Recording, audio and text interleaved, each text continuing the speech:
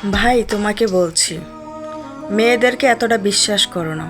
কারণ আমরা মেয়েরা বিশ্বাসের যোগ্য না।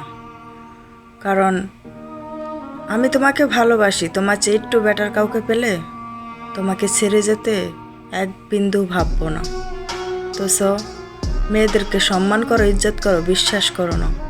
সব মেয়ে আবার এক না, 100%-এর থেকে 95% এরকম, হয়তো 5% ভালো হইতে পারে। তো মেয়েদেরকে এতটা বিশ্বাস করে সব কিছু উজাড় করে দিও না, কিছু নিজের জন্য রেখো।